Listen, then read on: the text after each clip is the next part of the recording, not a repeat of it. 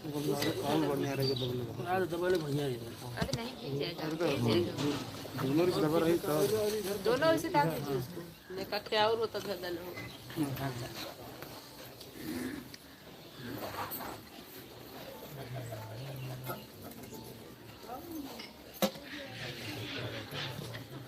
On करो sir.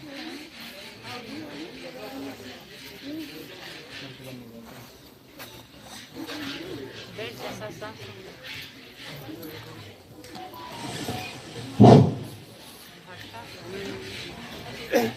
मत भगाइए, बैठेगा भाग जाएंगे। अपना ही भाग जाएगा। साहिबन की सतनाम। तो आज परमपिता परमात्मा की अपार कृपा से, बंदी छोड़ की अपार कृपा से बनारस में ये मूल ज्ञान का सत्संग आयोजित किया गया है। बड़े भाग होते हैं उन जीवों के जो अपने पूरे जीवन काल में एक बार भी इस मूल ज्ञान को सुन पाते हैं, और उससे भी बड़े भाग होते हैं उन जीवों के जो इस ज्ञान को थोड़ा सा भी समझ पाते हैं। क्योंकि सुनना आसान है, आए बैठे घंटा 2 घंटा सुन के चले गए, लेकिन ये ज्ञान जल्दी समझ में नहीं आता। समझ में क्यों नहीं आता, कारण क्या है?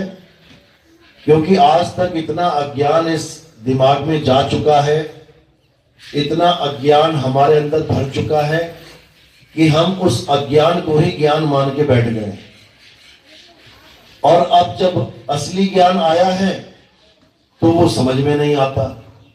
इस कारण इस ज्ञान का लोग विरोध करने लग जाते हैं, लेकिन उनको नहीं पता कि यही वो ज्ञान है जिससे सबका कल्याण होगा।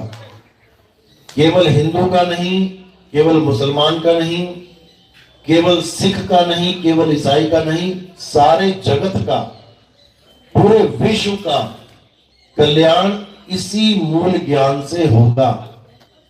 इसके अलावा ऐसा कोई ज्ञान नहीं है जिससे हम सबका कल्याण हो सके। लेकिन जल्दी समझ में नहीं आता, इसलिए मन में हमेशा दुविधा रहती है, शंका रहती है कि जो आज तक हमें बताया गया वो सच है या ये जो नितिन दास बता रहा है वो सच है। ये शंका, ये दुविधा हमेशा मन में बनी रहती है। कब तक? जब तक हमारे सत्संग आप सीरियल वाइज ना सुन लो। 1 नंबर से आप सत्संग सुनना शुरू करोगे। मैंने इसीलिए सत्संग के पीछे जो नाम दिया जाता है उसमें सीरियल वाइज लिख रखा है। 1 number, 2 number, 3 number, 4 number, 5 number. तो करना क्या है? सीरियल वाइज सत्संग सुनने हैं।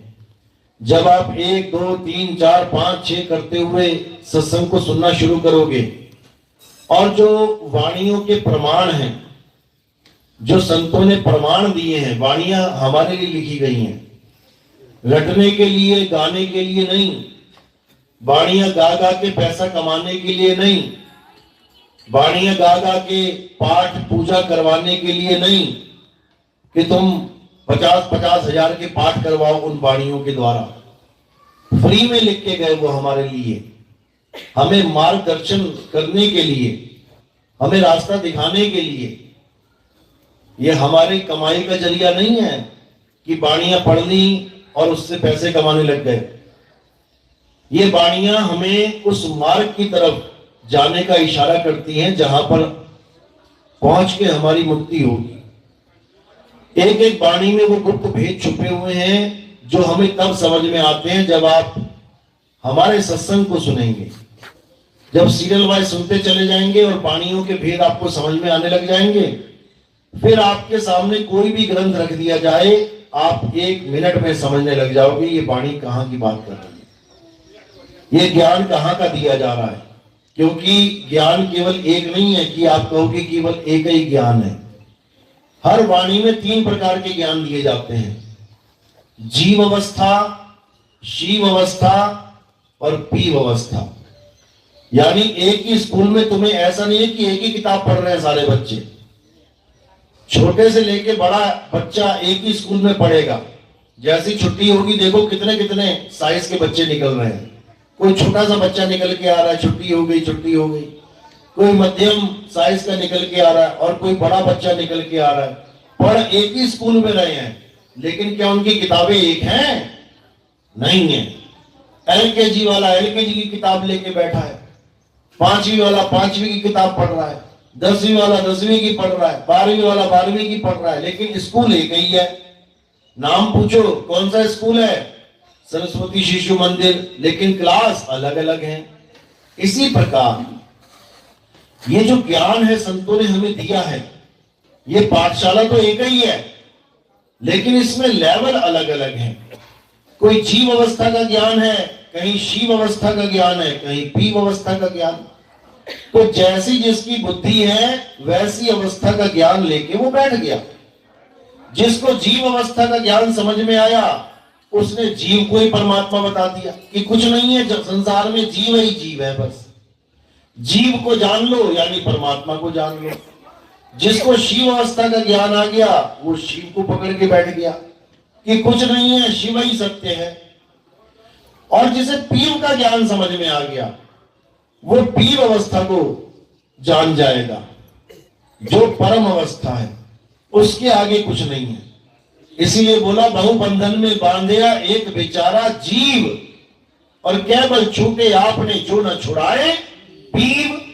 अब जीव और पीव को जब तक हम समझ नहीं गए तब तक ये बाणियां रट रट के कुछ होने वाला नहीं है मेरे भाई, कुछ होने वाला नहीं है। तो हमने क्या करना है? हमने पीव अवस्था को जानना है। कैसे जान पाएंगे? जब आप हमारे सत्संग सीरियल वाइज सुनना शुरू करेंगे, बिना किसी मतभेद के, बिना किसी लाग लपेट के, बिना किसी पक्षपात के, जो बताया जा रहा है ध्यान से सुनते चले जाओ, अपने आप ही निबेड़ा होना शुरू हो जाएगा। तो आज का सत्संग इसी आधार पे किया जाएगा कि क्या है जीव, क्या है शिव और क्या है पीव। जैसे ये बात आपको समझ में आ जाएगी, आपको अपने आप समझ में आने लग जाएगा कि आपको कैसा गुरु मिल गया है, क्योंकि ज्ञान इन्हीं तीनों के इर्द गिर्द घूम रहा है। जीव वाला जीव को पकड़ के बैठ गया, शिव वाला शिव को पकड़ के बैठ गया, और पीव वाला पीव को पकड़ के बैठाएगा। किसको पकड़ने से हमारा कल्याण होगा, आज के सत्संग में आपको अच्छे से समझ में आ जाएगा। तो आज का सत्संग शुरू करने से पहले परमात्मा के नाम पे जयकारा लगाएंगे और फिर सत्संग शुरू करेंगे। बोलिए परमपिता परमात्मा की, सतगुरु बंदी छोड़ कबीर साहेब की, सतगुरु मदन पति साहेब की, दीवान जौहर पति साहेब की, सतगुरु राम सेवक साहेब की, सतगुरु वराग पति साहेब की, कैलापुर धाम की, सभी संतों की, सभी भक्तों की, इस गांव नगर बस्ती की, आज के आनंद की, सकल हंस को बंदगी, साहेब बंदगी सतनाम। सतगुरु नितिन साहेब की जय। तो कबीर साहब तीनों प्रकार का ज्ञान हमें समझाते हैं। उन्होंने कोई कमी नहीं छोड़ी।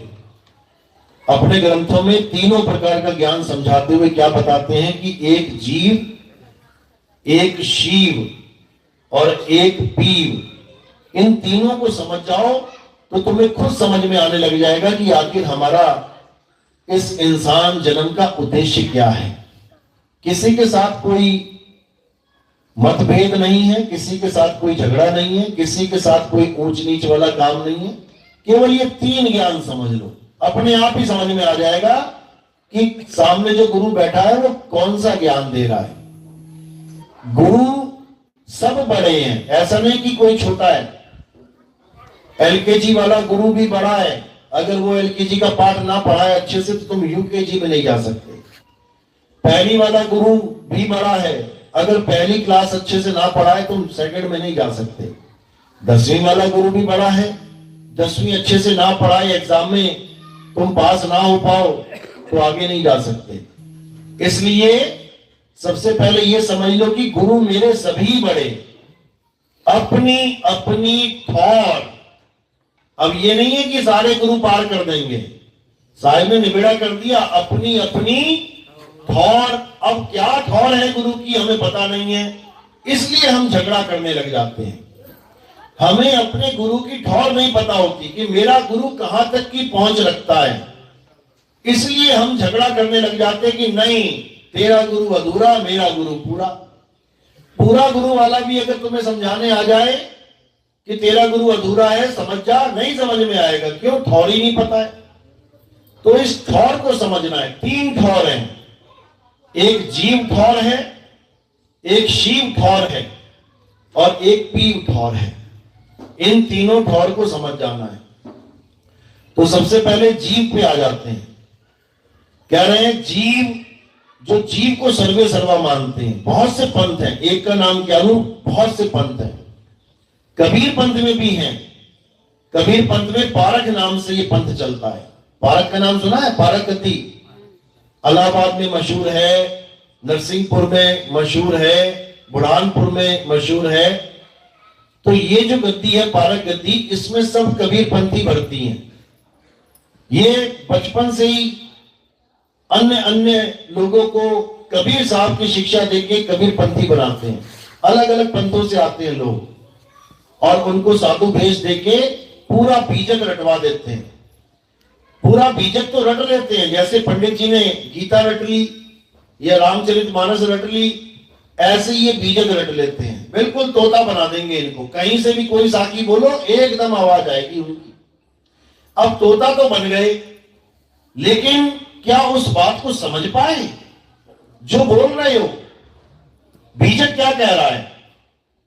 बहु बंधन में बांधिया एक बेचारा जीव, और केवल छूटे आपने जो न छुड़ाए पीव। बीजक कह रहा है कि एक जीव बंधन में बंधा है, बेचारा। बेचारा का मतलब क्या होता है? परमात्मा। लाचार, लाचार है ये जीव, बंधा हुआ है बंधन में। और बंधन क्या है? जड़ का बंधन है। जीव क्या है? चेतन है। तो गांठ किसकी लग गई? जड़ और चेतन की। अब जड़ और चेतन की गांठ अगर लगी है तो इसका मतलब पहले गांठ नहीं थी, तभी तो लगेगी। अगर शुरू से ही गांठ लगी होती तो वो गांठ है ही नहीं। जो शुरू से ही लगी है वो गांठ कैसे हो जाएगी? गांठ तो लगाई जाती है, और जब लग जाती है तो उसके बाद खोल भी दी जाती है। समझे? तो ये जो गांठ है, ये जड़ और चेतन की गांठ लगी है। अब इस पंथ में जितने भी साधु हैं वो क्या समझाते हैं कि चेतन भी आदि है, अनादि है, और जड़ भी आदि है, अनादि है। दिक्कत यहां आ जाती है। आदि अनादि किसको बोला गया है? आदि पुरुष को। परमात्मा ही आद अनाद है, यानी जिससे पहले कुछ नहीं था। तो परमात्मा एक है, एक समझ में आता है। यानी अगर जड़ या चेतन में से एक को अनादि आदि कह देते, समझ में आ जाती बात। लेकिन ये दोनों को आदि अनादि कह देते हैं कि जड़ भी पहले से था और चेतन भी पहले से है, शुरू से है। अगर जड़ और चेतन दोनों शुरू से है तो फिर अंत तक साथ ही रहेंगे। जब दोनों शुरू से हैं तो इनमें से अंत किसी का हो ही नहीं सकता। अंत उसका होता है जिसकी शुरुआत होती है। जो पैदा होगा वही मरेगा, और जो पैदा ही नहीं हुआ उसकी मौत कैसे होगी? तो जड़ और चेतन दोनों को आदि अनादि कहने वाला ये जो पंथ है, दुर्भाग्य से ये कबीर पंथ है। यानी कबीर पंथ में ही आ गया ये पंथ। हम इसको कबीर पंथ नहीं कहते, हम क्या कहते हैं इसको? समझ जाओ। तो अज्ञानता का नाम है कबाड़। तो ये कबाड़ पंथ है, ये कबीर पंथ नहीं है। क्यों बोला कबाड़ इसको? क्योंकि ये थोथा ज्ञान है। कबीर साहब का जो ज्ञान है वो सार ज्ञान है। कबीर साहब जड़ और चेतन में से सार असार का भेद कर देते हैं, लेकिन ये उसका भेद नहीं कर पाए, परख नहीं कर पाए, इसलिए इन्होंने थोथे को भी अपना लिया। कबीर साहब कहते हैं सतगुरु ऐसा चाहिए जैसा सूप सुहाए, और सार सार तो गही रहे, थोथा दे उड़ाए। अब उड़ाओगे कैसे? जब तुमने उसको आदि अनादि मान लिया तो उड़ाओगे कैसे? वो तुम्हारे पास ही रहेगा। उड़ाने का मतलब होता है खत्म कर देना, खत्म, खात्मा, यानी वो रहे ही ना, तभी तो उड़ाओगे। और उड़ा के फिर वहीं धर लिया तो उड़ाने का फायदा क्या? आप छलनी चलाते हो, आटा छानते हो, अलग अलग कर लेते हो ना। अलग अलग करने के बाद दोनों को फिर मिक्स करके रोटी बना दी तो चलने की जरूरत क्या थी?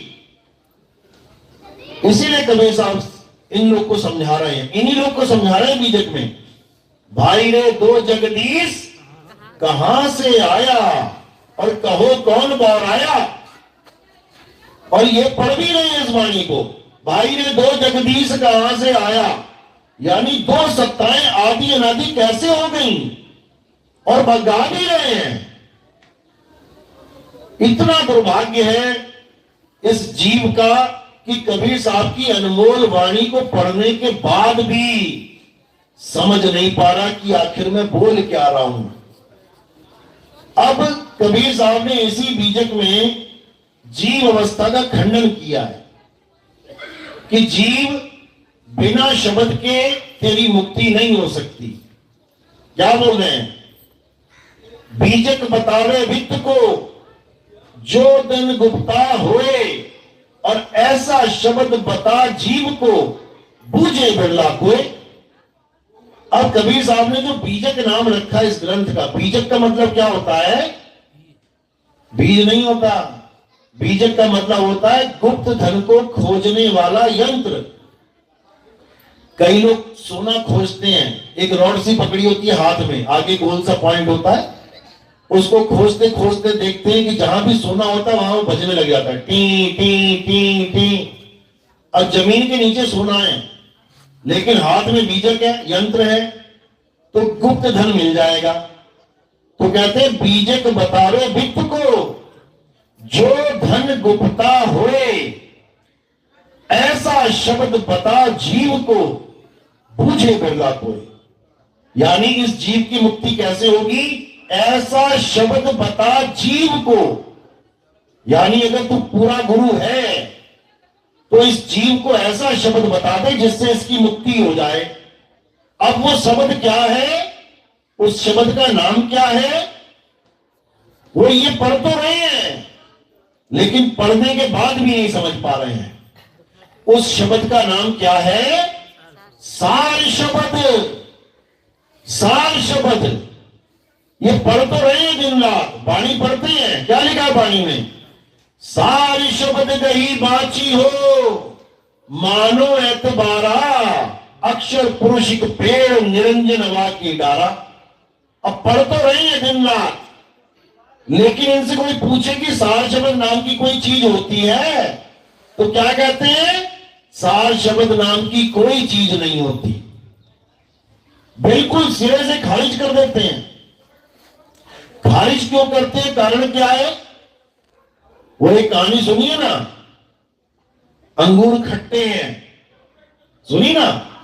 एक लोमड़ी होती है, मजे से जा रही होती है और देखती है एक बेल में अंगूर लटके होते हैं, बढ़िया एकदम पीले पीले एकदम पके हुए। अब सोचती है कि ये अंगूर अगर मुझे मिल जाए तो क्या बात है, आनंद ही आ जाए। अब लगती है छलांग मारने। अब छोटी सी लोमड़ी कहां छलांग मार पाएगी इतनी ऊंची? एक मारती है, दो मारती है, 50 मारती है, 100 मारती है, थक जाती है, फिर चल पड़ती है वहां से और क्या कहती है? अंगूर खट्टे हैं। क्यों कहती है? कारण क्या है? क्या कारण है? क्योंकि अपने मन को समझाना है। मन को समझाना नहीं तो सोने नहीं देगा ये। जैसे मदन साहब को सोने नहीं दिया इसने। मदन साहब अष्टांग योग सिद्ध थे, अष्टांग योग सिद्ध। ये ध्यान समाधि समाधि सब करके छोड़ चुके थे, वो खत्म था खेल, सिद्ध हो चुके थे।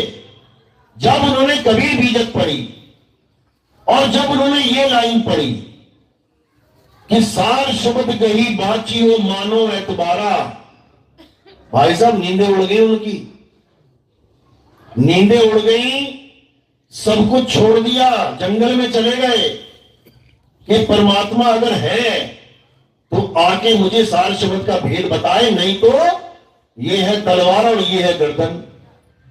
आज भी खरौना आश्रम में वो तलवार पड़ी हुई है जो मदन साहब अपनी गर्दन पे रख चुके थे काटने के लिए। 7 दिन तक आंख बंद करके बैठ गए कि परमात्मा आए और मुझे सार शब्द का ज्ञान बताए।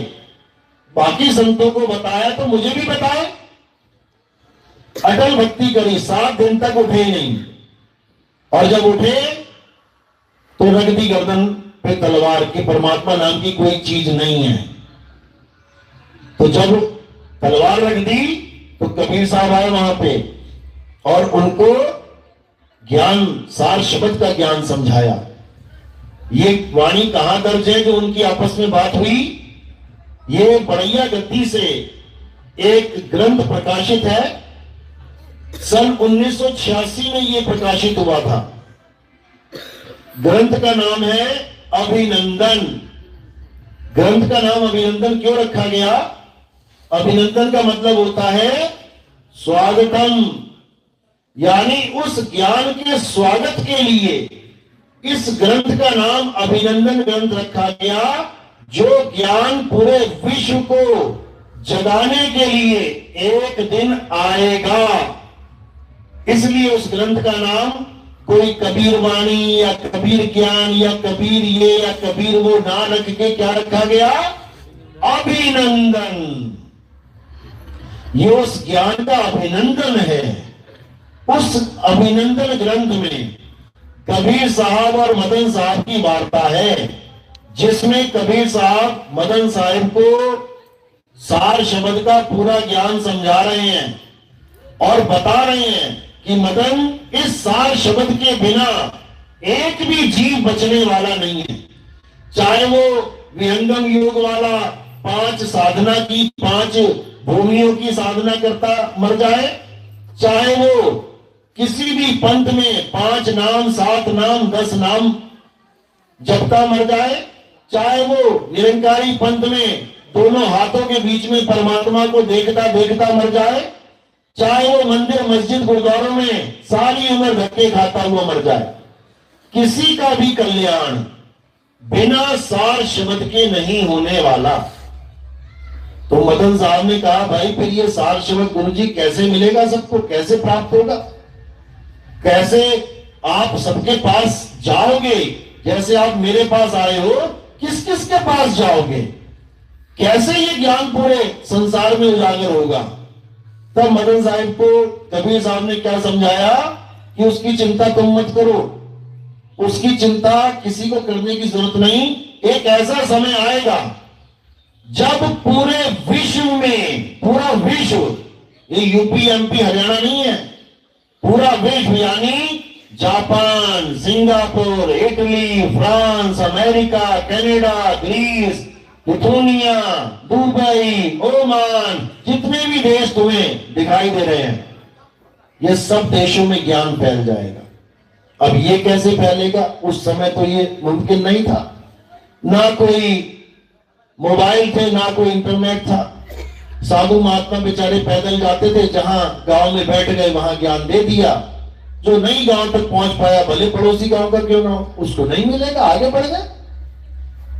तो उन्होंने बोला कि एक ऐसा समय आएगा जब ये ज्ञान पूरे संसार में छा जाएगा। क्या बोला उन्होंने? कहते चौथी गद्दी हुई अवतारा, ताका चरित्र विदित संसारा, मेरी बात सांच कर मानो, मदन बात अपने मन मानो, चौथी गद्दी का विस्तारा, डंका बाजी सब संसारा, हम उनके सिर बैठब आई, और वासे पार कोई नहीं पाई, सार शब्द मुख करब पसारा। कहते सारी दुनिया का पसारा, सारी दुनिया में सार शब्द का पसारा इस मुंह से कर देंगे। इसका मतलब ये नहीं कि कोई सार शब्द मुंह से बोलने वाला जाप मंत्र है, बिल्कुल नहीं।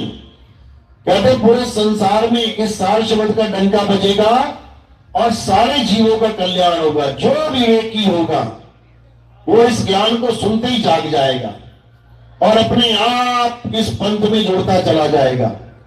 और ये पंथ कबीर सागर में भी इसके बारे में समझाया गया। क्या कहते हैं?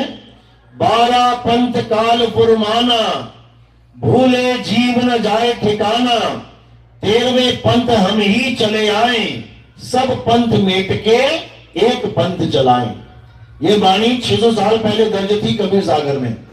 इसको पढ़ पढ़ के लोगों ने खूब अटकलें लगाने की कोशिश करी कि वो हमारे गुरुजी हैं, वो हमारे गुरुजी हैं, और गुरुजी करते जेल चले गए। कई वो 13वां पंथ करते करते खात्मा हो गया उनका, लेकिन कोई समझ नहीं पाया कि 13वां पंथ होता क्या है और कैसे ये उजागर होगा। तो कबीर साहब वहां पर भी कह रहे हैं कि 13वें पंथ हम ही चले आए। उन्होंने ये नहीं कहा कि किसी और को भेजेंगे। जो लोगों को भ्रमित करते हैं कि कबीर साहब तो नहीं आए इस बार, मुझे भेज दिया है, ऐसा नहीं है। अगर कृष्ण जी ने कहा कि मैं आऊंगा द्वापर में तो आएंगे, अगर राम जी ने कहा मैं आऊंगा त्रेता में तो आएंगे, समझ लो। इसी प्रकार बोला गया कि कल की अवतार आएंगे तो आएंगे। उसमें कोई ये नहीं कह सकता इस बार कल की अवतार नहीं आए, अपने छोटे भाई को भेज दिया, ऐसा नहीं होगा। वो आएंगे तो आएंगे, और कल की अवतार उनके लिए घोड़े पे बैठे तलवार पकड़े कल की अवतार है जो देह के पुजारी हैं, जो काया के पुजारी हैं। संतों की भाषा में कल की अवतार का नाम क्या रखा गया है? निकलंक राया, निकलंक राया। और जो कल की अवतार होंगे निकलंक राया, उनके नाम में झलक जाएगा तुम्हें, याद रखना। निकलंक राया ये वाणियों में दर्ज है, नितिन दास नहीं बोल रहा है। उसके नाम में तुम्हें दोनों शब्द मिल जाएंगे जब भेद जानोगे कि कहते क्या है निकलंक को। निकलंक का मतलब होता है जिसमें कोई कलंक ना हो। किसमें कलंक नहीं होगा? काया में कलंक लग जाता है। काया में तुम कितनी कलंक लगा लो। निकलंक का मतलब है जिसमें कलंक ना लग पाए, और निकलंक क्या है? आत्मा ही निकलंक है। कलंक किसमें लगता है? जो 3 गुणों में आ जाता है, जो रजोगुण सतोगुण तमोगुण में आ जाता है, यानी पैदा होने वाला, पलने वाला और नाश होने वाला जो भी है उसमें कलंक लग जाता है। लेकिन जो 3 गुणों से परे है उसमें कभी कलंक नहीं लगता। वो तत्वों से परे है, इसलिए उसे नी तत्व बोला गया है। वो शब्दों से परे है, इसीलिए उसे नी शब्द बोला गया है। वो इंद्रियों से परे है, इसलिए उसे इंद्रियतीत बोला गया है। वो मन और माया से परे है, इसलिए मनोतीत मायातीत बोला गया है। लेकिन ये कोई समझ नहीं पाता और उठा के कल की अवतार को फिर वही घोड़े पे बैठा देते हैं। तो ये ज्ञानियों का कल की अवतार अलग है और अज्ञानियों का कल की अवतार अलग है। जैसे कृष्ण जी, ज्ञानियों के कृष्ण जी अलग हैं और अज्ञानियों के कृष्ण जी अलग हैं। अज्ञानियों के कृष्ण जी के 2 हाथ, 2 पैर, 2 आंख, कान, नाक, मुख, बाल और खाल, हड्डी और मांस है, खून और पसीना है। ये अज्ञानियों के कृष्ण जी हैं। और ज्ञानियों के कृष्ण जी वो देह नहीं है, वो अजन्मे हैं, उनका कभी जन्म और मरण नहीं होता। और ये लिखा भी है गीता में, ये मत सोचना नितिन दास बोल रहा है। गीता में साफ लिखा है, जो लोग मुझे नर रूप में मानते हैं, नर यानी आदमी, जो मुझे नर रूप में मानते हैं वो अज्ञानी मेरे असली स्वरूप को नहीं जानते। अब बता दो कौन सा बाबा है कृष्ण भगत जो कृष्ण जी को नर रूप में नहीं मानता और राधा को नारी रूप में नहीं मानता? एक भी दिखा दो तुम। हर बाबा कृष्ण जी को शरीर मान के बैठा है। और याद रखना, अगर शरीर तुम्हारा भगवान है तो तुम्हारा भगवान मर भी जाता है। कृष्ण जी के पैर में क्या लगा था? तीर लगने के बाद क्या हुआ था? मृत्यु। अगर तुम्हारा कृष्ण भगवान शरीर है तो शरीर को मारने वाला बड़ा वाला भगवान वो बहेलिया है, क्योंकि हम मरने वाले को छोटा और मारने वाले को बड़ा मानते हैं, तभी तो रावण को छोटा और राम को बड़ा मान रहे हैं। राम ने रावण को मारा, कृष्ण ने कंस को मारा, तो बड़ा कौन हुआ? राम और कृष्ण जी। तो जिसने कृष्ण को मारा वो कृष्ण से भी बड़ा हो गया। तो अज्ञानियों का कृष्ण शरीर है और ज्ञानियों का कृष्ण अजन्मा आत्मा है। इसी प्रकार निकलंक राया वो अजन्मा आत्मा है। हमारे गरीबदास जी महाराज कलम तोड़ महिमा गाते हैं निकलंक राया की। मैंने कई बार डाला भी है यूट्यूब पे, ध्यान से देखना कितना समझाने की कोशिश कर रहे हैं। और कुछ कबीरपंथी हमें समझाते हैं कि भाई तुम तो कल की अवतार की बात कर रहे हो, ये तो काल का अवतार है, तुम नहीं हो काल के अवतार क्या? तुम भी तो काल ही के अवतार हो। कैसे? काल का काम होता है खाना, खा जाना। तुम नहीं खाते क्या? सुबह से शाम तक क्या खा रहे हो? किसी ना किसी जीव को ही खा रहे हो, तो तुम भी काल ही के अवतार हो। क्योंकि काया नाम ही काल का है, काया काल ही है। देव निरंजन सकल शरीरा, तामे भ्रम भ्रम रहल कबीरा। काया नाम ही काल का है, काया से परे दयाल का नाम है। तो ये जीव अवस्था का जो ज्ञान है ये सबसे निम्न ज्ञान है, सबसे छोटे लेवल का। इसमें जीव बेचारा बंधन में रहता है। अब इससे ऊपर का एक ज्ञान है जिसे शिव अवस्था का ज्ञान कहते हैं। यानी साकार जीव को तो नहीं मान रहा है कोई, साकार आदमी औरत को नहीं मान रहा है, साकार जानवरों को नहीं मान रहा है, साकार पेड़ पौधों को नहीं मान रहा है, लेकिन किसको मान रहा है?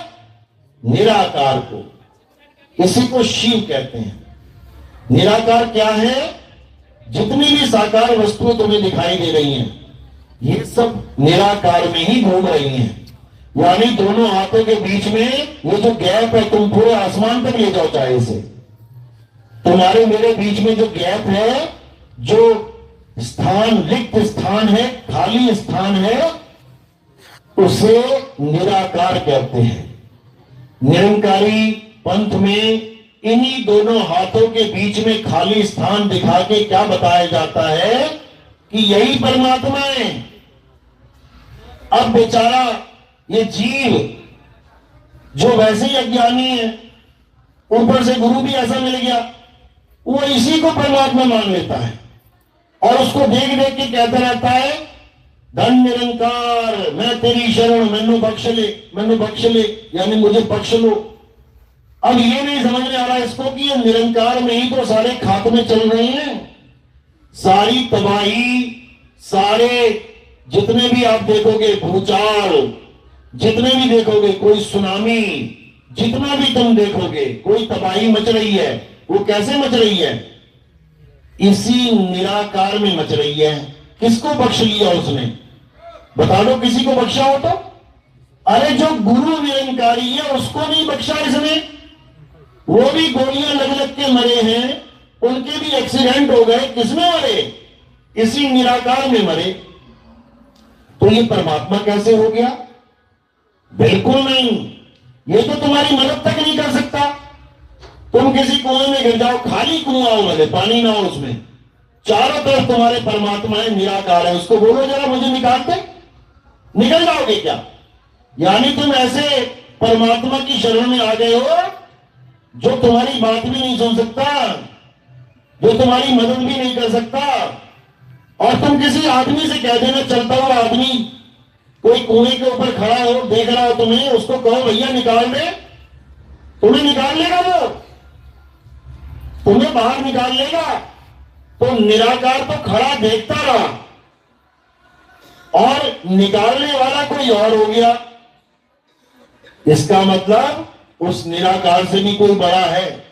अब केवल साकार मत मान लेना उसको कि वो आदमी साकार है इसलिए उसने मुझे निकाल लिया। साकार तो लाश भी है, साकार तो लाश भी है। जब लाश गिर पड़ती है किसी की तो क्या वो साकार नहीं है? साकार है। तो ना निराकार निकाल पाएगा ना साकार निकाल पाएगा। अगर वो लाश है तो निकालने वाला कौन था? आत्म तत्व। आत्म तत्व की वजह से ये लाश जिंदा हुई पड़ी है और ये किसी को भी निकाल सकती है। इस आत्म तत्व को जानना है, इस आत्म तत्व को पता करना है कि क्या है। ये साकार और निराकार दोनों से न्यारा है, दोनों से। इसीलिए कबीर साहब ने बोला साकार निराकार दोनों से न्यारा और जानेगा कोई जानन हारा। ये सबके बस की बात नहीं है कि जीव और शिव का ज्ञान समझ में आए। इसी शिव को ब्रह्म कहते हैं और इसी साकार को जीव कहते हैं। ये साकार बना बैठा है और ब्रह्म निराकार बना बैठा है। इसीलिए ये लोग इसको ब्रह्म ज्ञान कहते हैं, लेकिन भूल जाते हैं कि ब्रह्म से भी परे कुछ है। और वो क्या है? पार ब्रह्म। ब्रह्म से परे क्या है? पार ब्रह्म। अब ये क्या है? साकार का भी पता लग गया, निराकार का भी पता लग गया, लेकिन ये पार ब्रह्म क्या है? ये किसी के समझ में नहीं आ। तो पार ब्रह्म कह लो, परम ब्रह्म कह लो, परम आत्मा कह लो, ये सब उसी के पर्यायवाची नाम है। तो साकार और निराकार यानी जीव और ब्रह्म से परे पार ब्रह्म को जानना है। और जब पार ब्रह्म को जानने वाला गुरु तुम्हें भेद समझाएगा तभी तुम पार ब्रह्म को जान सकते हो, नहीं तो तुम्हारे बस की बात नहीं है कि तुम पार ब्रह्म को जान पाओ। तो कबीर साहब यही समझा रहे हैं कि ब्रह्म बड़ा की जहां से आया। ये पढ़ते हैं बानी है ये लोग, लेकिन समझ नहीं पाते। कह रहे ब्रह्म बड़ा कि जहां से आया और वेद बड़ा कि जिन निर्माया, ई मन बड़ा कि जेहि मन माना, और राम बड़ा कि राम ही जाना। भ्रम भ्रम कबीरा फिरे उदास, तीरथ बड़ा या तीरथ का दास। इतनी बात समझ में नहीं आ रही है। कह रहे जो ब्रह्म को बड़ा मानते हो, ये ब्रह्म आया कहां से ये जान लो। ब्रह्म बड़ा की जहां से आया, वेद बड़ा की जिन निर्माया। जो वेदों के पीछे पागल हैं, सोचो वेद लिखा किसने है, किसके द्वारा वेद लिखे गए हैं, वो कितना बड़ा होगा वेदों से। उसने 4 वेद लिखे, वो 5वां भी लिख देता। जिसने 4 लिखे वो 10 भी लिख देता। तो लिखने वाला बड़ा है, लिखी जाने वाली चीज नहीं।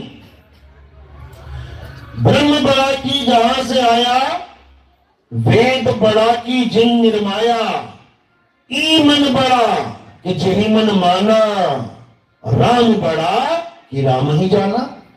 वो मन बड़ा है जो कहते हैं जी मन पे कोई काबू नहीं पा सकता, मन ऐसे मन वैसे। कहते हैं वो मन बड़ा या वो मन बड़ा जो काबू हो चुका है, जो लग चुका है लाइन में।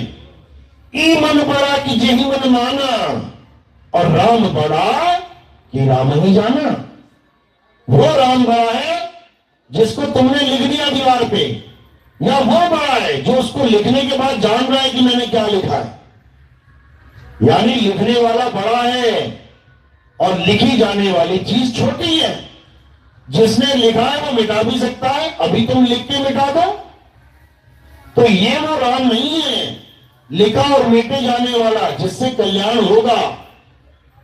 कौन सा राम है? जिसके लिए कबीर साहब गुरु ग्रंथ साहब में कहते हैं, अंग नंबर 340 पढ़ो। क्या कह रहे हैं? ओंकार आदि में जाना, लिखी और मिटे ताही न माना। ओंकार लखे जो कोई, और जिन ये लखा सो बिरला कोई। कहते मैं उसको नहीं मानता जो लिखे और मेटे में आ जाता है। यानी लिखने मेटने में क्या आता है? 52 अक्षर, 52 अक्षरों के नाम ये लिखने मिटने में आ जाते हैं। तुम राम लिखो, राम मिटा दो। तुम वाहेगुरु लिखो, वाहेगुरु मिटा दो। तुम गॉड लिखो, गॉड मिटा दो। तुम कबीर लिखो, कबीर मिटा दो। तुम कुछ भी लिखो, कुछ भी मिटा दो। तो लिखने और मिटने वाला खेल ये कबीर साहब का नहीं है। गरीदास जी महाराज समझाते हैं, 52 अक्षर लेख राम रंग होरी हो। समझा रहे हैं कि 52 अक्षर क्या है? लेख है। लेख मतलब लिखी जाने वाली चीज। जैसे हम कहते हैं बड़ा सुंदर लेख लिखा है तुमने, अब कहां लिखा है? कागज पे। किससे लिखा है? कलम से। तो कह रहे हैं कागज कलम कलेस राम रंग होरी हो। यानी ये कागज पे लिखे जाने वाले सारे नाम जो ग्रंथों का सहारा दिखा दिखा के, ग्रंथों का सहारा ले लेके, ये जितने भी गुरुआ लोग हैं ये तुम्हें दिखाते ग्रंथों में, देखो ये मंत्र यहां लिखा है, यही मंत्र जपना है। देखो ये गायत्री मंत्र यहां लिखा है, यही जपना है। देखो ये राम राम यहां लिखा है, यही जपना है। और कबीरपंथी, देखो ये लिखा है कबीर कबीर, यही जपना है। ये सब अज्ञान है। ये 52 अक्षरों का खेल है। ये कागज कलम कलेस है। तो कह रहे हैं 52 अक्षर लेख राम रंग होरी हो। कागज कलम कलेस राम रंग होरी हो। वो अक्षर या में ना ही राम रंग होरी हो। इन 52 अक्षरों में वो परमात्मा का अक्षर नहीं है। परमात्मा का आदि अक्षर, आदि नाम इन 52 अक्षरों में नहीं है। गुरु ग्रंथ साहब 343 पेज नंबर पे क्या लिखा है? बिल्कुल क्लियर। क्या कहते हैं? 52 अक्षर जोरे आन, सक्या न अक्षर एक पहचान। बिल्कुल क्लियर कर दिया कि जितने भी ये गुरु बैठे हुए हैं इन लोगों ने क्या बना लिया ड्रामा? 52 अक्षरों को जोड़ जोड़ के, तोड़ तोड़ के, जोड़ जोड़ के, तोड़ तोड़ के दुनिया भर के नाम बना लिए। एक राम जी को ही मानने वाले अगर 100 गुरु हैं और उनके पास तुम नाम लोगे, तुम्हें 100 अलग अलग नाम पकड़ा देंगे। एक कृष्ण जी को मानने वाले अलग अलग गुरु हैं तो तुम्हें उसी कृष्ण जी के अलग अलग नाम पकड़ा देंगे। कोई कहेगा हरे कृष्णा जप लो, कोई कहेगा हरे श्यामा जप लो, कोई कहेगा हे मधुसूदन जप लो, कोई कुछ जप लो, कोई कुछ जप लो। आखिर इतने नाम कहां से आ गए इन लोग के पास? इन 52 अक्षरों की वजह से। अब करना क्या है? इनसे 52 अक्षर खींच लो, इनसे 52 अक्षर छीन लो। अब बताओ तुम्हारे पास कौन सा नाम है? अभी समझ में आ जाएगा सबको कि क्या लेके बैठे हैं। तो कबीर साहब समझा रहे हैं 52 अक्षर जोड़े आन, सक्या न अक्षर एक पहचान। सत का शब्द कबीरा कहे, पंडित होए सो अन पाए रहे। पंडित जन को एवं व्यवहार और ज्ञानवंत को तत्व विचार। यानी जो असली ज्ञानी होगा वो इन नामों के चक्कर में नहीं पड़ेगा, वो तत्व विचार, वो तत्व ज्ञान को जानेगा कि आखिर किस तत्व के नाम है ये सब। जल, वाटर, नीर, तोय, पानी। जो अज्ञानी होगा वो इसमें से एक एक नाम चुन लेगा जपने के लिए कि मुझे प्यास लगी है मैं वाटर जप लूं, मुझे प्यास लगी है मैं पानी जप लूं, मुझे प्यास लगी है मैं जल जप लूं। लेकिन जो तत्व ज्ञानी होगा वो क्या कहेगा? भैया नाम नहीं चाहिए, तत्व चाहिए, पानी चाहिए, नाम नहीं चाहिए। जो अज्ञानी जीव होता है वो गुरु से नाम लेके घर बैठ जाता है जाके और सोचता है अभी ये नाम जपूंगा तो कभी ना कभी पानी मिल जाएगा। मूर्ख है वो, मूर्ख, महामूर्ख, जो नाम जपने से तत्व की प्राप्ति की आस लगा के बैठा है कि मैं राम राम जपूंगा तो राम मिल जाएगा, राधे राधे जपूंगा तो राधे मिल जाएगी, ओम नमः शिवाय जपूंगा ओम नमः शिवाय मिल जाएगा, अल्लाह अल्लाह करूंगा अल्लाह मिल जाएगा, वाहेगुरु वाहेगुरु करूंगा वाहेगुरु मिल जाएगा। इतना सस्ता सौदा बना लिया इन लोगों ने। लेकिन कबीर साहब क्या कह रहे हैं? अरे लोग को कहां ढूंढे रे बंदे, मैं तो तेरे पास में, ना मैं जप में, ना मैं तप में, ना एकांत निवास में, खोजी हुए तुरंत मिल जाऊं एक पल की तलाश में। अरे कहे कबीर सुनो भाई साधो, मैं तो हूं विश्वास में। कबीर साहब ये समझा रहे हैं कि ये जप तप छोड़ दो, भगवानों का, अल्लाह गॉड वाहिगुरु का नाम जपना छोड़ दो और क्या करो, अपनी सूरत को शब्द से जोड़ लो। लेकिन ये वो शब्द नहीं है जो 52 अक्षरों के द्वारा बनाया जाता है, जो 52 अक्षरों के द्वारा अस्तित्व में आता है, ये वो शब्द नहीं है। अरे 52 भी पैदा नहीं हुए थे, 52 को पैदा करने वाला भी पैदा नहीं हुआ था। कौन? इंसान। ये शब्द तब भी था, ये तब भी था, और ये इंसान खत्म हो जाएगा, 52 अक्षर खत्म हो जाएंगे, ये तब भी रहेगा। इसी को बाबा नानक ने बोला, आद सच जुगाद सच है भी सच, नानक होसी भी सच। यानी ये 52 अक्षरों का खेल नहीं है कि वाहिगुरु वाहिगुरु वाहिगुरु जप लिया। अगर ये वर्णमाला में से 4 अक्षर निकाल दिए जाए, वाह हा गा रा, तो मंत्र ही नहीं उच्चारण हो सकता वाहिगुरु।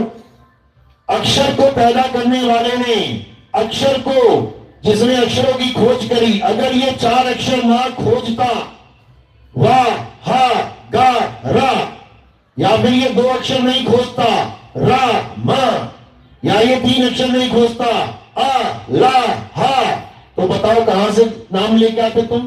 राम का, अल्लाह का, वाहिगुरु का कहां से लेके आते? ये अक्षर खोज दिए गए तो तुमने नाम रख लिए। यही कबीर साहब समझा रहे हैं गुरु ग्रंथ साहब में कि 52 अक्षर जोड़े आन। इस इंसान ने 52 अक्षर जोड़ के दुनिया भर के नाम रख लिए। अब एक होता है कि प्रेम में आके नाम रख लेना। अपने बच्चे का नाम तुमने रख लिया, गुड्डू, गुड्डा, लल्ला, प्यारा, लड्डू, लेकिन एक उसका असली नाम भी होता है ना भाई। अब वो एयरपोर्ट पे जा रहा है, उसको पूछा जा रहा है तुम्हारा क्या नाम है? मेरा नाम तो लड्डू है। क्यों? मेरे पापा मुझे लड्डू कहते हैं। चलेगा क्या उसका नाम? नहीं चलेगा। उसका असली नाम पूछा जाएगा कि तेरा असली नाम क्या है, वो देखा जाएगा, तब अंदर घुसेगा वो। इसी प्रकार ये तो एक उदाहरण है, वो लड्डू भी 52 में आता है और वो असली नाम भी 52 में आता है, लेकिन यहां 52 भी फेल हो रहा है और 52 से ही अंदर जा रहा है। यानी 52 में भी एक असली नाम और एक नकली नाम है। कहते हैं क्या नाम है तुम्हारा? मेरा नाम है सुनीता। और घर में क्या कहते हैं? घर में जी मुझे कई नामों से बुलाया जाता है। तो असली नाम क्या है, नकली नाम क्या है? बस इसी तरह 52 में भी असली नकली है। इसी प्रकार निअक्षर नाम वो असली है और ये अक्षर वाले नाम ये नकली है लगेंगे, ये भगवान के नाम है सुनने में। राम, वाहगुरु, अल्लाह, गॉड, मुरली मनोहर, मधुसूदन, गोपाल, कन्हैया, कृष्ण, ऐसे लग रहा भगवान के ही नाम है, लेकिन सब नकली है। क्यों? क्योंकि ये जीभ के द्वारा बोले जाने वाले नाम हैं। जीभ है तो नाम है और जीभ नहीं तो नाम नहीं। इसीलिए गुरु ग्रंथ साहब में क्या बोला गया? कृत्रिम नाम कथे तेरे जीपा, सत्य नाम तेरा परा पुरबला।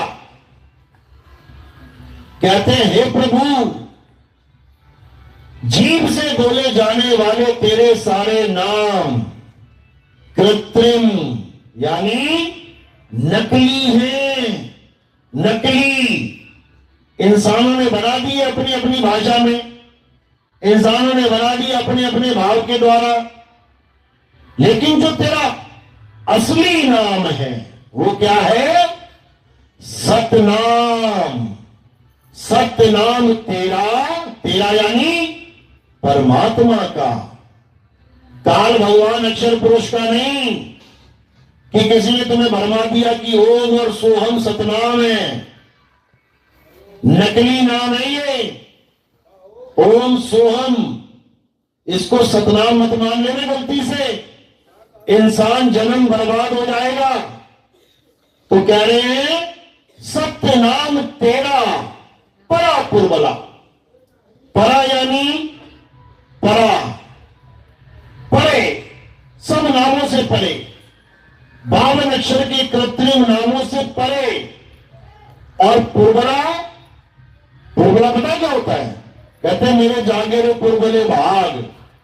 पुरबला यानी शुरू से भी शुरू, शुरुआती बिल्कुल, यानी सदा सदा रहने वाला। सत्य नाम तेरा परा पुरबला। उस सत्य नाम को जानो जो परा है, पुरबला है। और वो क्या है? उसी को समझाते हुए कबीर साहब समझा रहे हैं कि हे जीव, जब तक तू उस परमात्मा को, उस परम आत्मा को, परम आत्मा और एक है जीव आत्मा, इसको शरीर मत मान लेना कि जीव आत्मा कोई शरीर है, परमात्मा कोई अलग शरीर है। शरीर का तो नाम ही नहीं लिया।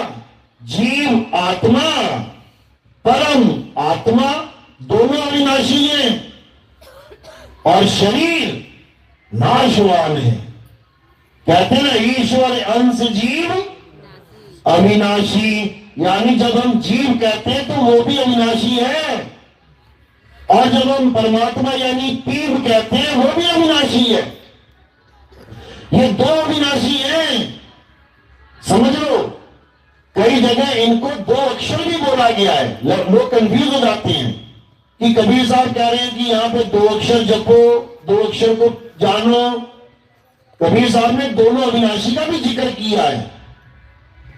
दोनों अविनाशियों का जिक्र करते हुए एक होने की भी बात करी है।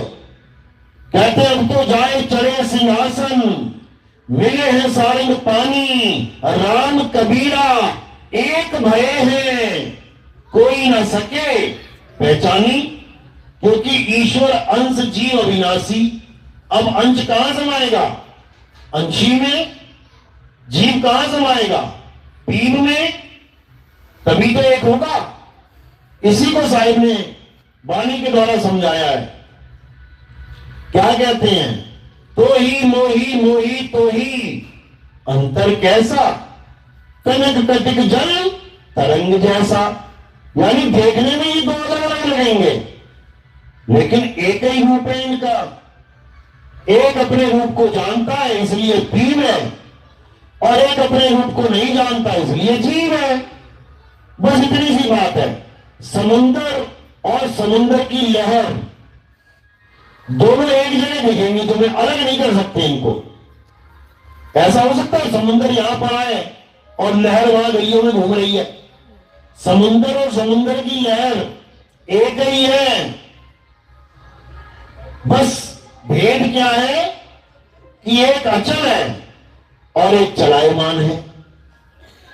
जो अचल है वो स्थिर है, और जो चलायमान है वो उसके ऊपर चल रही है। उसको तुम गिन सकते हो, एक लहर आ गई, दो लहर आ गई, तीन लहर आ गई, लेकिन वो समुद्र ही है। कब? जब वो चल से अचल हो जाए। इसी अचल को पीर कहते हैं और इसी चलने वाले को जीव कहते हैं। बस इतना समझ लो। तो क्या करना है? ऐसी बंदगी करनी है कि ये जीव कैसे ही जगदीश हो जाए। तो कह रहे हैं कोटि तो ब्रह्मा भय और कोटि भय ईश, साहिब तेरी बंदगी से ये जीव हुए जगदीश। यानी तेरी बंदगी से ये जीव जगदीश हो जाएगा। इस बात को मानने को भी तैयार नहीं है कई लोग।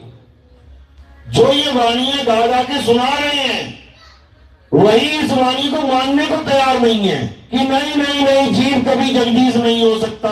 कारण क्या है? कारण ये है कि वो कभी जीव से जगदीश हो ही नहीं पाए।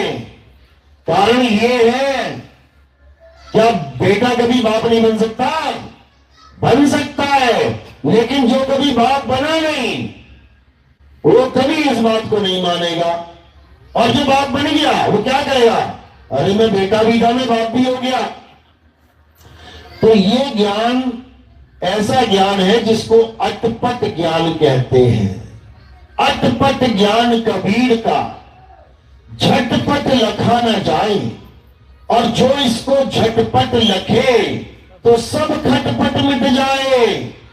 ये सारी खटपट तुम्हारी खत्म हो जाएगी जब तुम्हें ये ज्ञान समझ में आ जाएगा।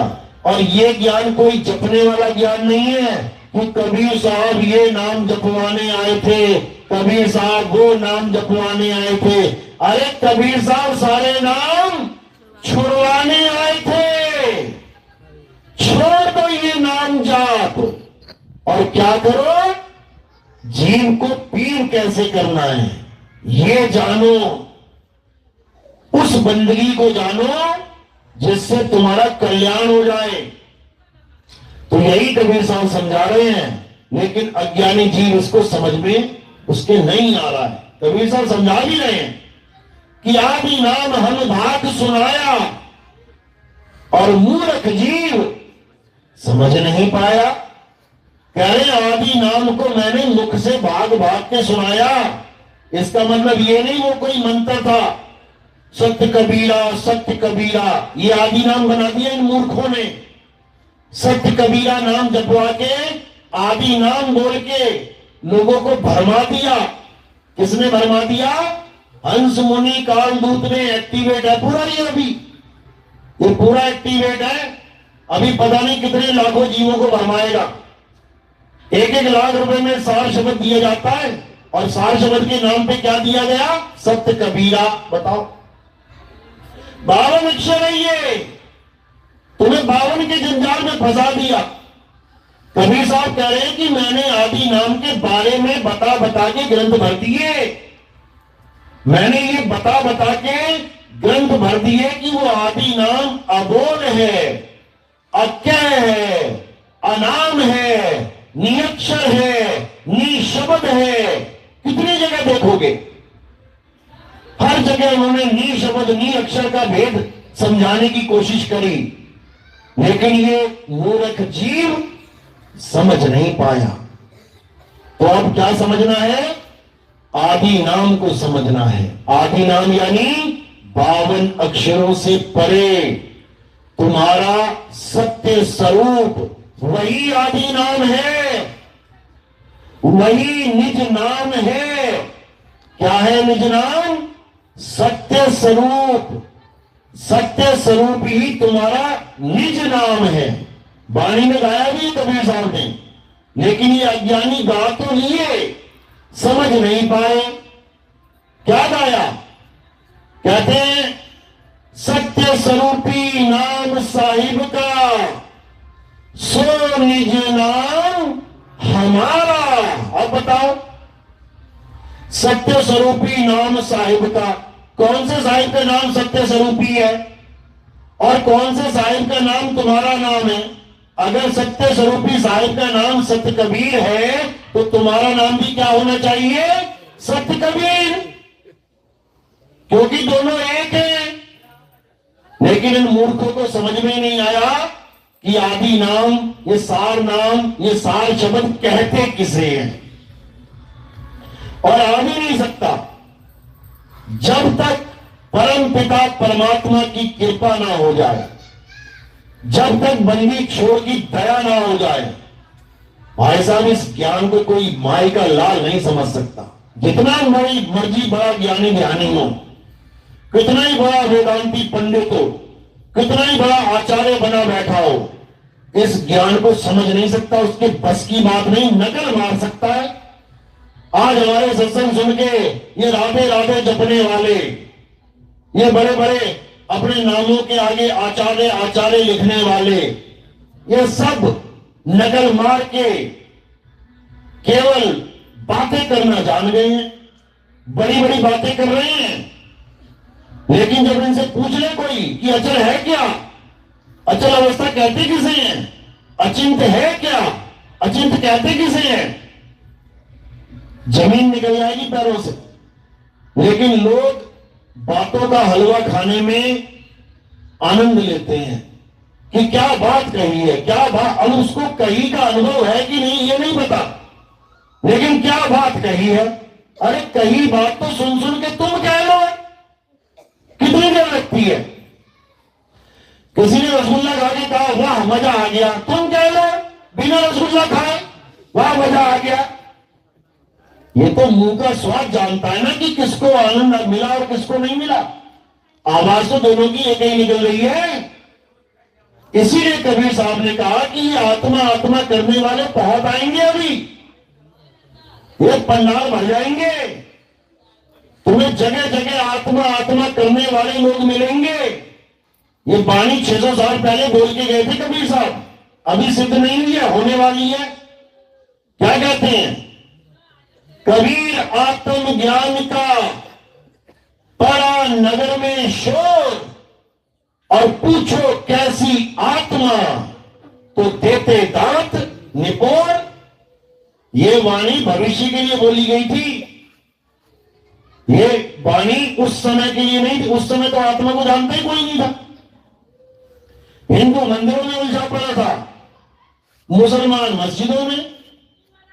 ये आत्मा का ज्ञान इस समय के लिए बोला गया है, जब हमारे सत्संग सुन सुन के ये कोई आचार्य, ये कोई वृंदावन में बैठे हुए पीले कपड़े पहन के राधे राधे जपने वाले आज तुम्हें समझाने में लगे हैं तू परमात्मा का अंश है, तू अविनाशी है, तू आत्मा है। अरे आत्मा है तो क्या करे, राधे राधे जपे क्या? अगर वो आत्मा है तो क्या राम राम जपे? अगर वो आत्मा है तो क्या अल्लाह अल्लाह करे, वाहिगुरु वाहिगुरु करे? अरे वो आत्मा है तो अपने स्वरूप को जाने। अगर वो आत्मा है तो इस काया से परे अपने सत्य स्वरूप को जाने। अध्याय 3 17वां श्लोक, ये नहीं बोला गया कि हे अर्जुन तू राधे राधे जप, हे अर्जुन तू राम राम जप, हे अर्जुन तू हरे कृष्णा कर। क्या बोला गया? हे अर्जुन, जो अपनी आत्मा में रमा करते हैं, जो अपनी आत्मा में तृप्त हैं, जो अपनी आत्मा में संतुष्ट हैं, उनके लिए कोई धार्मिक कर्म कर्तव्य लागू ही नहीं होता, लागू ही नहीं होता। और इन लोगों ने आत्मा को छोड़ के सब कुछ लागू करवा दिया, सब कुछ लाद दिया तुम्हारे सिर पे। राम राम भी जपले, राधे राधे जपले, अल्लाह अल्लाह जपले, वाहिगुरु वाहिगुरु जपले। मंदिर चला जा, मस्जिद चला जा, गुरुद्वारे चला जा, चर्च चला जा, पूजा कर ले, पाठ कर ले, हवन कर ले, यज्ञ कर ले, ये कर ले, वो कर ले, बस आत्मा को मत जान जाना। क्यों? अगर आत्मा को जान गया तो हमारा धंधा बंद, धंधा चौपट हो जाएगा। अगर ये जीव आत्मा को जान जाएगा, इसलिए आत्मा आत्मा करना तो सीख लिया, लेकिन धंधा मंदा ना हो जाए, इसलिए राधे राधे नहीं छूट रहा है, इसलिए राम राम नहीं छूट रहा है, इसलिए अल्लाह अल्लाह वाहिगुरु वाहिगुरु नहीं छूट रहा है। बातें तो आत्म तत्व की हो रही हैं, लेकिन अक्षर में उलझे पड़े हैं। तो कबीर साहब ने क्या बताया कि 52 अक्षर जीव आधारा, जिस दिन लकवा मार गया जपना राधे राधे, जिस दिन लकवा मार गया जपना अल्लाह अल्लाह, जिस दिन लकवा मार गया जपना वाहिगुरु वाहिगुरु। लकवा मारने के बाद क्या काम करेगा? केवल श्रोता काम करेगा, ये जीव काम नहीं करेगी, ये हाथ काम नहीं करेगा, माला पकड़ने लायक नहीं रह जाओगे, समझ लो। लेकिन लकवा मार भी गया तब भी सुरत के द्वारा तुम साधना कर सकते हो, क्योंकि साधना का मतलब नाम जाप होता ही नहीं है। साधना का मतलब होता है निशाना साधना। तीर का निशाना साधा जाता है और कहा जाता है, सीधे निशाने में लग जाता है। साधना का मतलब ही मंत्र जाप नहीं है। साधना का मतलब माला फेरना नहीं है। साधना का मतलब मंदिर मस्जिद गुरुद्वारे जाना नहीं है। साधना का मतलब किसी नदियों में गोते मारना नहीं है। साधना का मतलब हवन यज्ञ पूजा पाठ करना नहीं है। साधना का मतलब है शब्द में सुरत को साधना। इसलिए कबीर साहब कहते हैं, कहें कबीर सुनो भाई साधो, निशाना साधो। निशाना कोई मारे संत सुजान। जिसका निशाना लग जाएगा वो यहां से निकल जाएगा, और जो चूक गया समझ लो फिर 84 में ऐसे धक्के खाने को मिलेंगे, ना गुरु ना चेला, कोई काम नहीं आएगा वहां पे। इसलिए साहिब ने समझा दिया, एक डाल दो पंछी बैठे, कौन गुरु कौन चेला।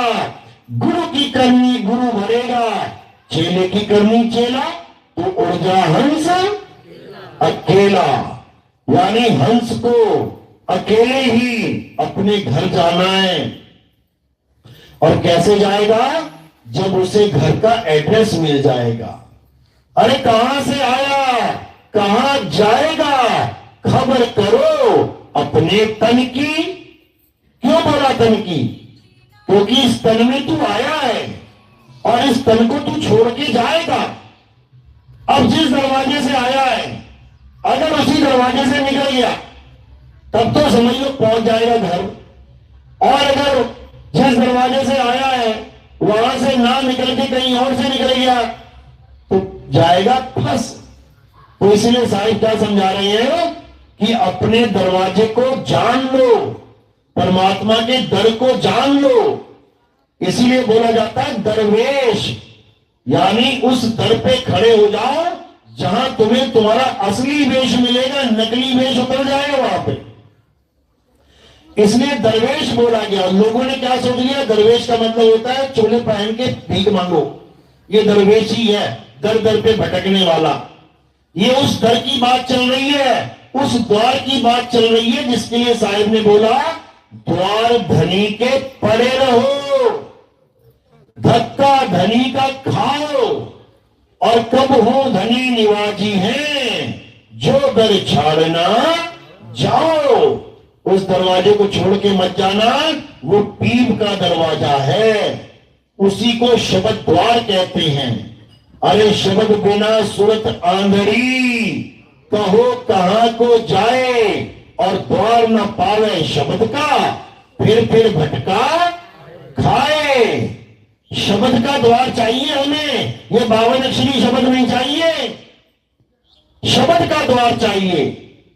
10वीं पातशाही ने भी बोला, आज्ञा भई अकाल की, तभी चलायो पंथ, सब सिखन को हुक्म है, गुरु मानियो ग्रंथ। गुरु मानियो ग्रंथ, प्रगट गुरा की देह, और जो प्रभु को मिलबो चाहे, तो खोज शब्द में ले। इसका मतलब यह नहीं कि गुरु ग्रंथ साहब के शब्दों में खोजो प्रभु कहां है, वो शब्द गुरु की बात चल रही है।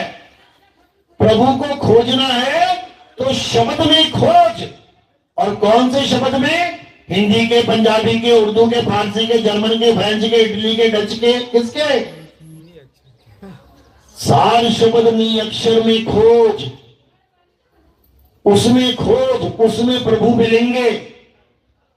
उसी शब्द की महिमा बाबा नानक ने गाई है।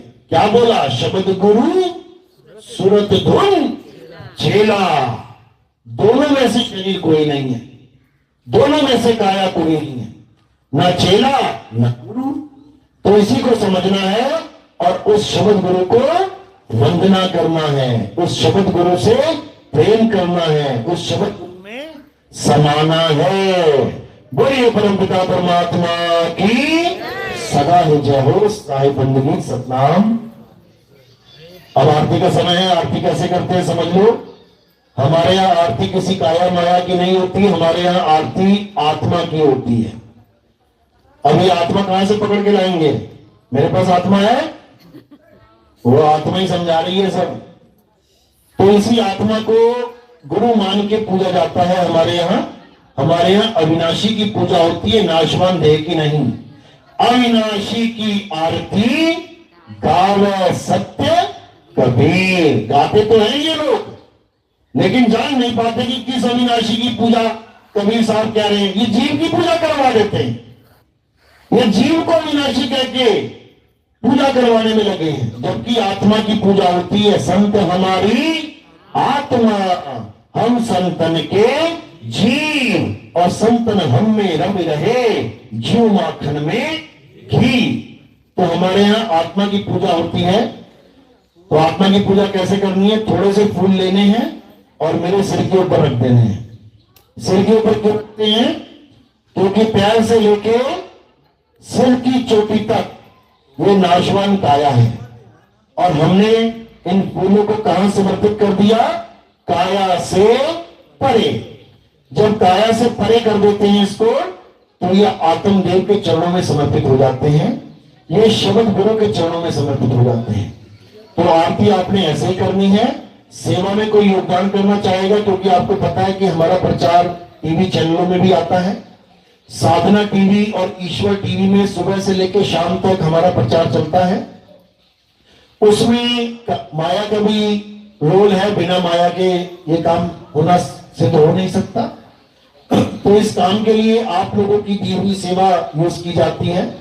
जो आप बंदगी में कुछ भी देते हैं, वो हम किन्हीं आश्रमों में ना लगा के, किन्हीं संगमरमर में ना लगा के, हम वो प्रचार में लगा देते हैं, ताकि पूरे विश्व में बैठे मालिक के जीव इस ज्ञान को समझ पाएं, इस सत्य को जान पाएं, और 52 अक्षरों के जाल में जो उलझ चुके हैं, वो 52 अक्षरों के जाल से निकल जाएं। हमारा जो टीवी में प्रोग्राम आता है, उसी में हमने नंबर दे रखा है। हजारों फोन आ चुके हैं अलग अलग देशों से, अलग अलग लोगों के, अलग अलग पंथों से, और धीरे धीरे करके यूट्यूब चैनल से जुड़ते जुड़ते इस ज्ञान को समझ रहे हैं। ये सब आपके ही योगदान से सिद्ध हो सकता है, और कैसे नहीं। और हम क्या करते हैं आपकी सेवा का? हम गीता छपवाते हैं, और उसी में संतों की वाणी भी सम्मिलित करते हैं, क्योंकि गीता का ज्ञान समझना भी बहुत जरूरी है, और संतों की वाणी समझना भी बहुत जरूरी है। गीता का ज्ञान जब आप समझ जाते हैं, तो संतों की वाणी को समझना बहुत आसान हो जाता है। नहीं तो अगर आप डायरेक्ट संतों की वाणी पढ़ेंगे, तो आपको ऐसा लगेगा कि संत हिंदू धर्म का विरोध कर रहे हैं। आप देखेंगे कि बहुत से लोगों ने कबीर साहब को बिल्कुल किनारे कर दिया अपने जीवन से। हिंदू धर्म में आप कबीर साहब की बात कहीं जाके करोगे, तो आपको एकदम टेढ़ी निगाहों से देखा जाएगा, और क्या बोलेंगे? अरे ये तो मुसलमान हैं, ये तो देवी देवता की पूजा ही नहीं करते, ये तो मुसलमान पंथी बन गए हैं। कबीर पंथ को मुसलमान पंथ बोला जाता है केवल इसी कारण कि कबीर पंथ में देवी देवताओं की पूजा निषेध है। लेकिन जब आप गीता का ज्ञान समझेंगे और गीता में देखेंगे क्या बोला गया है कि हे अर्जुन, अध्याय 7 23वां श्लोक, हे अर्जुन, जो देवी देवताओं की पूजा करते हैं वो अल्प बुद्धि जीव हैं, वो कभी मुझे नहीं जान पाते, वो कभी मेरे लोक को नहीं पहुंच पाते। देवताओं की पूजा करने वाले देवलोक को जाते हैं, पितरों की पूजा करने वाले पितरलोक को जाते हैं, भूतों की पूजा करने वाले भूतों के लोक में जाते हैं। ये अज्ञानी कभी मेरे सत्य स्वरूप को नहीं जान पाते। आज हमारे सत्संग सुन सुन के जो 40-40, 50-50 साल से गीता का अध्ययन करते थे, आज उन्हें गीता की एक एक बात का सच पता लग रहा है। इस मूल ज्ञान को प्राप्त करने के बाद, यानी इस मास्टर की को प्राप्त करने के बाद, सारे ग्रंथों के ताले खुल जाते हैं। एक एक बात समझ में आ जाती है कि गीता कहां पर जीव अवस्था की बात कर रही है और कहां पे तीन अवस्था की बात कर रही है। जहां पर बोला जा रहा है कि ये आत्मा शरीर धारण करके नाना प्रकार की योनियों में भ्रमण कर रही है। कौन सी अवस्था की बात है? जीव अवस्था की बात है। ये जीवात्मा की बात चल रही है। अध्याय 2 भरा पड़ा है, पढ़ लेना। और उसी अध्याय 2 में 24वां श्लोक जहां पे बोला जा रहा है ये आत्मा छेद्य है, ये आत्मा अदा है, ये आत्मा अशोष्य है, ये आत्मा अचल है। अचल, अचल, सदा स्थिर रहने वाली है। ये किसकी बात चल रही है? ये 3 अवस्था की बात चल रही है। वो गीता पढ़ने वाले आज तक नहीं समझ पाए थे कि ये कैसे बोला जा रहा है। एक तरफ तो कह रहे हैं कि नाना प्रकार की योनियों में भ्रमण करती है, और एक प्रकार कह रहे हैं, एक जगह कह रहे हैं कि ये अचल है, सदा स्थिर रहने वाली है। दिमाग के कीड़े मर गए थे इनके सबके, खोजते खोजते। लेकिन जैसे हमारा सिस्टम सुनने में आया, 50-50 साल पुराने खोजियों ने सरेंडर कर दिया। सरेंडर, इसको कहते हैं मूल ज्ञान का डंका, इसको कहते हैं संतों का आशीर्वाद। जब संतों का आशीर्वाद मिल जाता है तो हर प्रकार का ज्ञान खुल जाता है। बोलिए परमपिता परमात्मा की सदा ही जय हो। साहिब बंदगी सतनाम सतनाम।